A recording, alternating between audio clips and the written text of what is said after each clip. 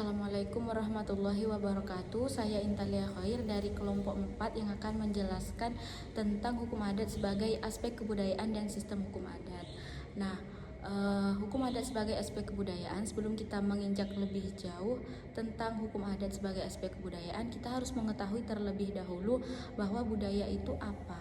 Nah, budaya itu sendiri menurut Kamus Bahasa Indonesia adalah akal atau pikiran atau akal budi.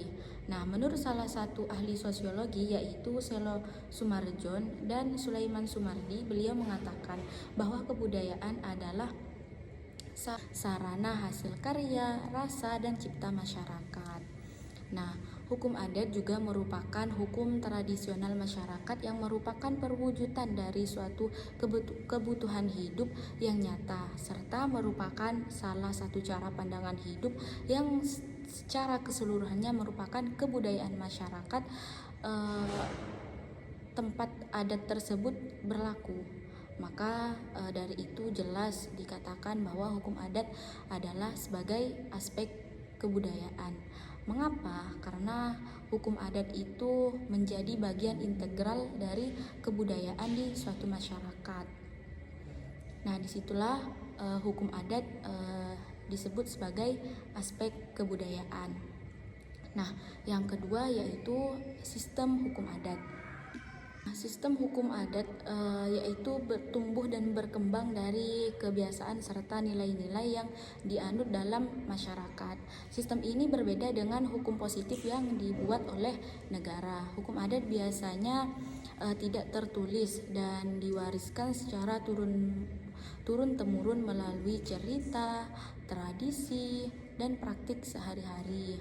Jadi bisa disebut bahwa sistem hukum adat itu adalah sebuah tatanan hukum yang hidup dan berkembang di dalam masyarakat yang bersumber dari kebiasaan, tradisi, dan nilai-nilai yang diwariskan secara turun-temurun. Nah, sistem ini berbeda dengan hukum positif yang dibuat oleh negara, karena hukum adat lebih menekankan pada kebersamaan, kekeluargaan, dan kearifan lokal.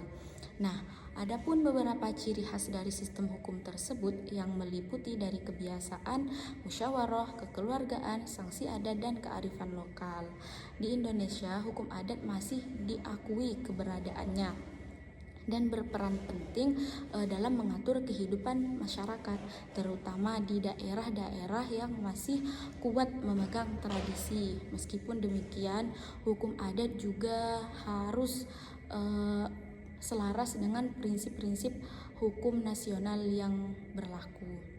Nah, dalam sistem hukum nasional, hukum adat diakui keberadaannya sebagaimana diatur dalam Undang-Undang Dasar 1945.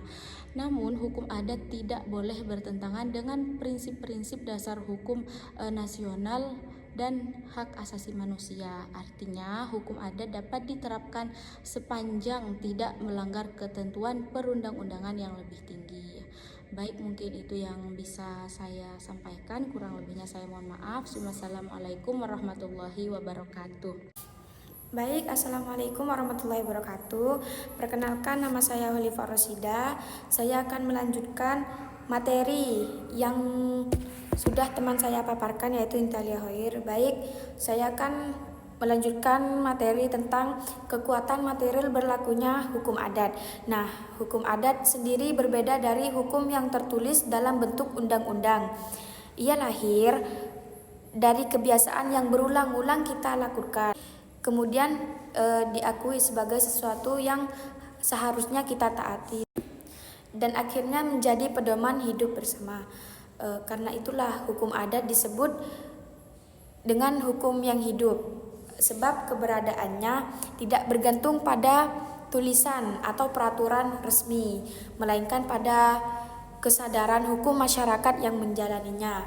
Nah, salah satu hal yang hukum adat memiliki kekuatan material adalah sifatnya yang fleksibel dan dinamis. Berbeda dengan hukum yang tertulis cenderung kaku. Hukum adat mampu menyelesaikan diri dengan perkembangan zaman ketika kondisi sosial, ekonomi, dan budaya budaya yang berubah. Maka masyarakat pun bisa menyesuaikan hukum adat mereka agar tetap relevan. Karena itu hukum adat tidak pernah benar-benar mati ataupun punah. Ia akan terus berkembang bersama masyarakatnya. Sifatnya yang demikian membuat hukum adat selalu memiliki tempat dalam kehidupan sehari-hari. Sebab itu hukum adat ini dianggap paling sesuai dengan kebutuhan dan nilai-nilai yang dipegang masyarakat setempat. Selain itu, hukum adat juga bersifat komunal. Komunal itu artinya hukum adat lebih mengutamakan kepentingan bersama daripada kepentingan individu. Hal yang membuat masyarakat merasa perlu mematuhinya karena dengan begitu mereka menjaga keharmonisan dan keseimbangan dalam kehidupan sosial. Jika ada seseorang yang melanggar hukum adat, maka yang ia rusak bukan hanya diri sendiri, melainkan juga keseimbangan kelompok.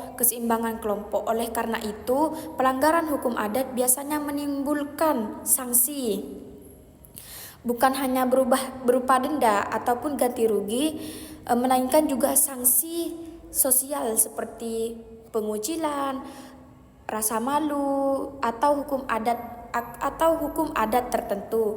Nah, sanksi sosial inilah yang seringkali jauh lebih efektif dibandingkan sanksi formal sebagai masyarakat adat yang sangat menghargai dan rasa kebersamaan.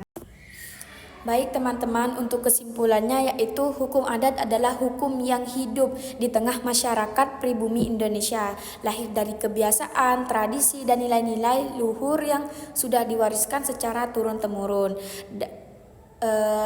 Ia bukanlah sekumpulan peraturan yang tertulis rapi dalam buku undang-undang, melainkan sebuah nilai yang mengingat tingkah laku setiap anggota masyarakat. Nah, jadi dari uraian pembahasan di atas dapat diuraikan bahwasannya hukum adat sebagai aspek kebudayaan, dalam arti bahwa hukum adat sebagai aspek kebudayaan adalah hukum adat yang dilihat dari sudut pandang nilai, norma sosial, ilmu pengetahuan, serta keseluruhan struktur sosial religius yang dapat seseorang dengan ekstensinya sebagai anggota masyarakat. Nah, sistem hukum adat adalah aturan hidup yang tak tertulis, yang tumbuh dan berkembang dari kebiasaan, tradisi, dan nilai-nilai masyarakat setempat. Hukum adat memiliki kekuatan karena sifatnya yang fleksibel dan dinamis. Ia pun mampu menyesuaikan diri dengan perkembangan sosial, ekonomi, budaya, sehingga selalu relevan dengan kebutuhan masyarakat setempat. Sifat inilah yang membuat hukum adat tidak pernah mati dan terus berkembang bersama komunitasnya. Jadi mungkin hanya ini yang dapat kami sampaikan, kurang dan lebihnya kami mohon maaf. Wabillahi taufik wal hidayah. Wassalamualaikum warahmatullahi wabarakatuh.